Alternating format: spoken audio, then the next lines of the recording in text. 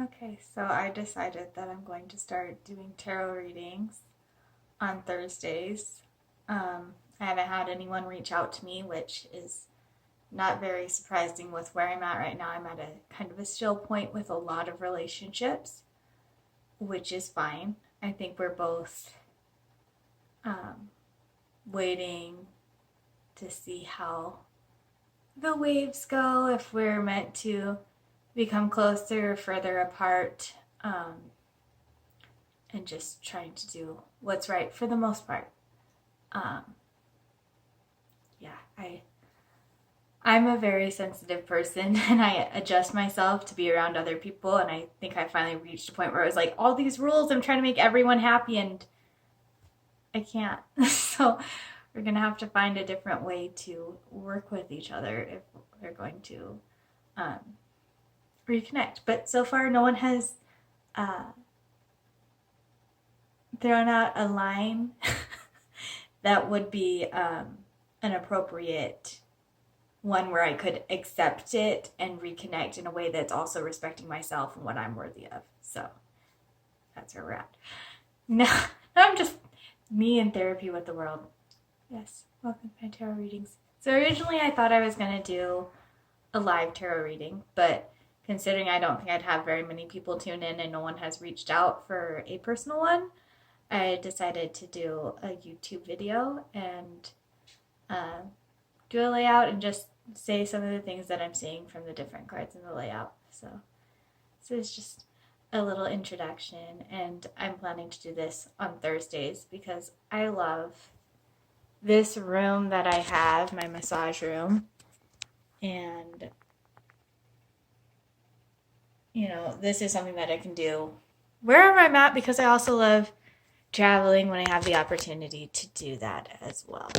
So yeah, today the massage room is a yoga room. We're doing yoga in here in a little bit. So different people handle tarot a little differently. The way that I was introduced to it and the way that I use it was in 2017. I went to a rainbow gathering and had my tarot read by a few people, and I'd had my tarot read a couple times at the park as well. And I was intrigued, I guess. And so I went and I bought myself a deck, and I just used the booklet with it to memorize the different prompts with the cards. And at gas stations or parks or rest stops, I would offer free tarot readings, and I'd just have somebody draw a card, burn some sage, sit with them with my crystal grid out, and I would tell them the meaning associated with the card and then open up for them to share. So I used it more like a prompt, and I'm becoming more comfortable with building confidence in my own ability to see and to speak, because I think part of it was I don't want to say the wrong thing, and giving myself permission to have space for error at one level and finding truth at a different level. So yeah, I'm planning. I will show you the cards associated with each pile, share what is important to me about the symbolism in the different cards, and you're obviously welcome to research more. And then some advice for self-care, healing that I see is being called based on the pile that you picked.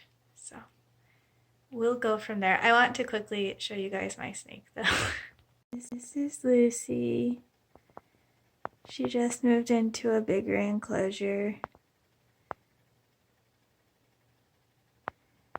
She likes it a lot. Her last one, she was basically all coiled up all the time, which was what there was room for. So here she doesn't spend very much time coiled up at all. She likes to stretch out.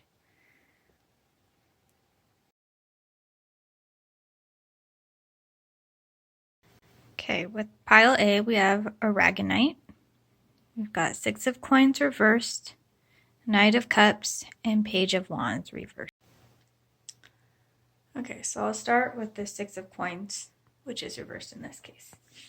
We have here, trying to see, I don't think I can put my camera. And this is the medieval Scapini tarot, so if you want to look up the cards to see it better.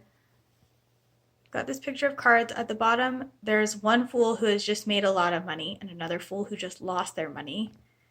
We've got the Chariot of Jupiter and a rose mandala on the second one. And the top one has a wealthy man who's weighing out and giving to a poor man, and a wealthy man who is hoarding his money. That is currently reversed, and there's somebody in front guarding them all. So what I see there is a stagnation in wealth and an ego that has built based on money or socioeconomic status. It can also reflect greed or envy. And so that's where we're starting at. What we have in the present position is the Knight of Cups, and that's facing forward. And this one we have Rasputin holding a cup that features on it Cupid. Cups are related with the element of water and its relationships and emotions and all those things. So you are presently being presented with an opportunity to create fluidity and change patterns in relationships or emotions and open yourself up. You have built such a barrier to your heart that you are unrecognizable.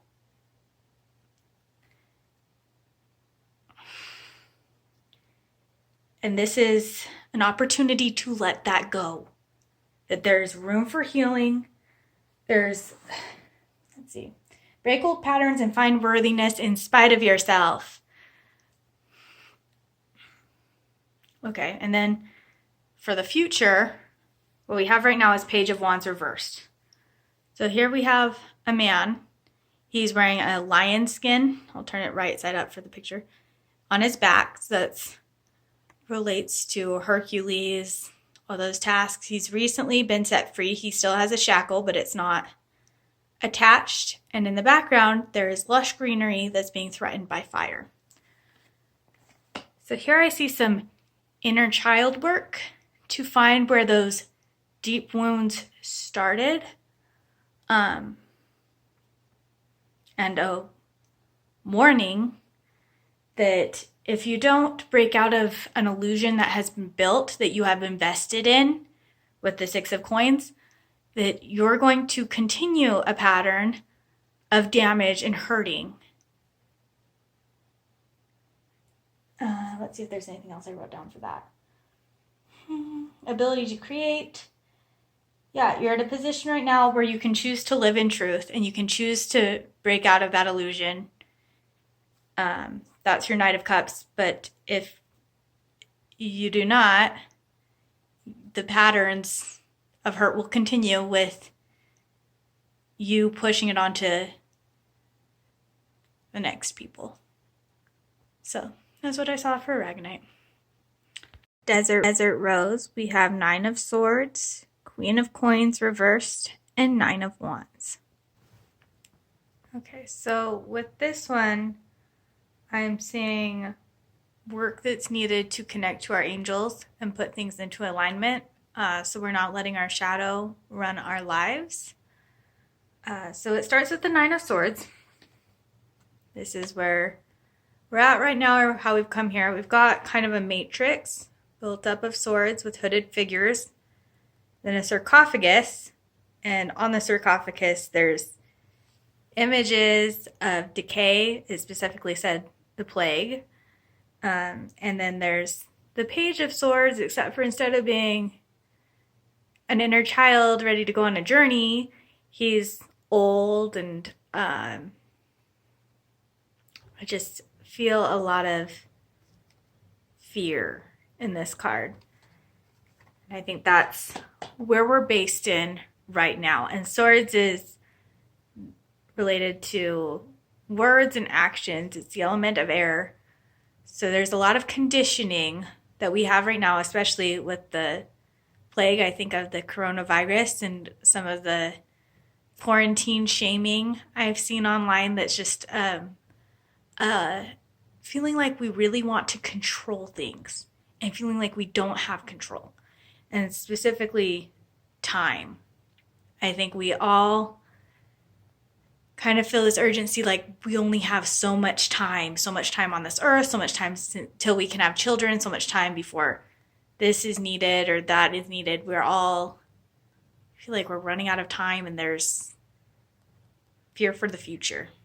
I think is the biggest thing that a lot of us cannot let go of, and it's very difficult to let go of because that's the reality we're all living in. Is we're currently in mortal bodies and we're living in a mortal experience, and we have all these deep emotions that I believe will last forever, but our bodies will not. And then we have in the center Queen of Coins reversed. So some important imagery. We have above her, she's holding a coin that features a woman breastfeeding 2 babies. And then she's got wealth, all these things. And under her foot is the demon Lucifuge. I believe I'm saying that right. I wouldn't be surprised if I'm butchering a lot of these words. I know I said mandala wrong earlier. Call myself out before you can. So what I see here, especially with it being reversed, is a lack of trust that we can have our needs provided for. There is a deeply seated belief in the collective unconscious that allowing someone else to succeed negates our own ability to succeed ourselves. And so in the position it's at now, Lucifuge, which is the Latin for the fleer of light, whereas Lucifer is the bringer of light. So that shadow is ruling over the collective female unconscious right now, related to having our needs met. We're choosing our actions based in fear. And that may be why we are building bigger walls instead of longer tables, in my opinion. And then we have, for future, 9 shows up again, which 9 I looked up in numerology is that life path is related to spiritual awakening, taking a bird's eye view on your life. And so here we have the swords element and also the creative element of the wands, both relating to that 9. So I feel like we're really working in crown chakra territory here, and we're really working to change our actions and also our intentions, which is beautiful. So with the 9 of Wands, we have Robin Hood's merry men in rainbow colors, taking a nap and resting a little bit, a moment of peace in the battle. And this shift in consciousness is not going to be a overnight thing. It's something that we're reprogramming ourselves. So it's something to commit to. So I just want to do a little bit of work there. There's a mantra that I want to teach that says, I release all that which is no longer in alignment with my highest self for the greatest good of all. I release all that is no longer in alignment with my highest self for the greatest good of all. It's part of, or it can also relate to the God grant me the serenity to accept what I cannot change, the courage to change the things I can, and the wisdom to know the difference. And here, the wisdom is our way of thinking about things, which I think is what has been causing some of the deeper problems, and this is where our power to change things is. And so my goal, ever since I learned that, I read it during my first year of law school, Codependent No More, and it was during a divorce. I was totally, at a point in my life where I could become whoever I wanted to be, and my whole ambition has been to like increase that courage to change the things I can, and the wisdom to know the difference, but also the wisdom to know to make that greater. And there might be times when there's like nothing I can change, and then there may be times when there's like a whole lot of things I can change. But until I try, I'll never know. Listen to Defying Gravity. It will put you on a path to insanity for sure. Another great song for this is by Alexa Sunshine Rose, I Release Control. I'll probably put a link to that. Another good thing to do is just honor your body and ask, okay, where do I feel my fear? I think when I feel afraid, I feel it deep in my gut. I feel it in my heart. I feel heavy, so heavy. And then you ask your body, what do I need to release this? Do I need to be held? Do I need self-care? Do I need to connect to a higher source, whether that is through prayer or meditation or journaling? And then take time to do those things or imagine those things. Like if I just need a hug from my grandpa who passed away, you can, connect with him in that spirit level, ask for that hug, receive that hug, and know in your heart that you got that hug, and try to release some of that heaviness. So that's what I saw for Desert Rose. With Kambaba Jasper, we have 4 of Wands, 3 of Cups, and 2 of Cups reversed. Okay, so Kambaba Jasper. I love this stone, and I give away Kambaba Jaspers so often, but only to people that I feel called to give it to. And I always think that it's connected to building a new world. So this is me speaking to truth that has been buried for a long time, that I've known at some level. So yeah, this stone is related to inner peace, heart chakra, courage. So I see so many of the connections that I've made, especially in the last couple of years, to be transformative for me and the other person, I believe, at least on my end. But I also think that those ripples are going to continue out. So I'm really excited for the cards that I got here too, because I found a lot of them were very synchronistic. So the first card, 4 of Wands, we have 4 characters, all meeting hands in friendship and society and creating something bountiful. 3 of them are wearing the primary colors. The other one is wearing white. So white represents the alchemical transformation of all colors coming together. They're coming together in peace, brotherhood. They all have different backgrounds. They all have something else to offer, I suppose. One thing that I see with this is the neighborhood resilience action that's at least taking place in my neighborhood, of putting movement into growing our own food and being able to take care of ourselves and become more self-sustaining, and also looking for where we connect. I've also seen a lot of people stepping out of politics, which it's hard to find that balance because you feel like you care about things and you want to do something to change it, but there's also a point where it becomes toxic, I think, because of our bipartisan system where you're automatically putting someone on the defensive and you're not going to be able to move forward and make changes focusing on where we're different. It's going to be on focusing on where we're the same or where we can connect on, human emotions and human our journeys, where it's like we want to create a future where we can all live peacefully, which I think is the goal. And for some reason, when I was just meditating on this card, something that came to me that I wrote down was the rock that David threw at Goliath. And I remember in law school, little camera turn there, my arm was getting tired.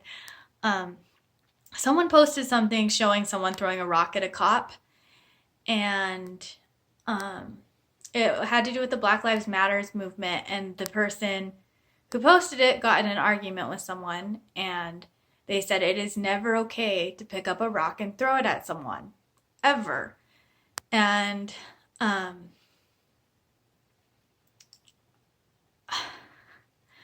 okay, speaking my truth. So I felt like I couldn't really argue with that because I wouldn't like to have a rock thrown at me. Like that's a kind of a good point. But I went to, I was taking boxing classes with a friend at the time, and I was fighting against a woman who was very strong, and she was African American, and we were using the same boxing bag, and we both went on the same side on accident, and she kicked me, and it was really hard. And there was just something, like my will to fight was like compromised. And I went and started throwing up in the bathroom.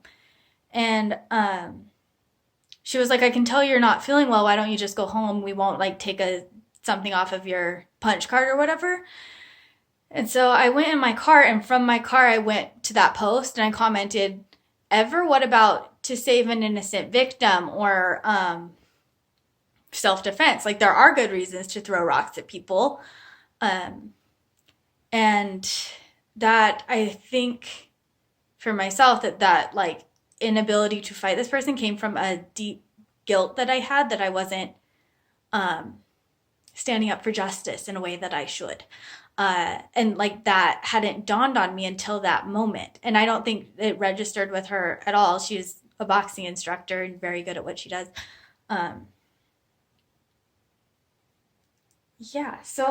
But really, what would be better if instead of picking up a rock and throwing it at someone, if you could change their heart, which, this rock is related to heart chakras, because I think we all want peace. We all want to live. We all want to be able to thrive together. And so the least amount of harm in which we could do this transition, the better, in my opinion. And then in the middle, we had the Three of Cups. So here, on one cup, there's a woman taking off of her bandages. Another cup, there's a man laying down a keystone to an arch. And the bottom is what the book calls the divine hermaphrodite. Not sure if that term is politically correct anymore, but showing a successful alchemical transformation. So we have healing that's happened. We have somebody laying down a keystone to create something new, a bridge over troubled water. And then we have this bowl of fruit with the hermaphrodite showing a successful alchemical transformation. And there's something I want to show you that is so cool I think is so cool in my room that I just changed that kind of relates to that. And so then our last card for the future, we had Two of Cups reversed. So Two of Cups, often associated with female and male relationships. They come together. The silver, which is related to female, shows a man leaving a woman who is crying and taking his love notes with him. And then on the gold cup, which is related to masculine, you see the satyr and a nymph dancing and having a good time. And so I see with that, that we've entered this period where it's okay to explore these parts of yourselves that you have been shamed into hiding. whether it be your masculine side or your feminine side. I also see a redefining of relationships and what that means to connect with someone, where it doesn't necessarily mean, you love them, therefore you have to spend your life with them or change your goals to fit into an illusion or a standard. The standard can change with the two people. We're able to create and make things that work for us. And when they don't work anymore, it's okay to provide some space. And I think that is so beautiful. We came from, a lot of us came from backgrounds and people, I don't know how this is going to upload. I keep changing the effing angle. Okay. A lot of us come from backgrounds where it's like the norm, or it seemed to be good to just stay where you're at and sacrifice yourself. And now we're coming to a place where if that's, I don't know what I'm saying. I want to stop talking about that right now before I say something really, really stupid. Okay, so up here I have, if I can just move this picture that I got at a thing that I went to when I first started law school. My friend Sky invited me to like a lecture about symbolism. And that also shows, male and female sides coming together, holding snakes, and there's the sun plant and just like so many beautiful things. I loved it so much. I framed it and put it on my wall. So thank you for tuning in, hearing my tarot readings / ramblings. I hope everyone has a great week.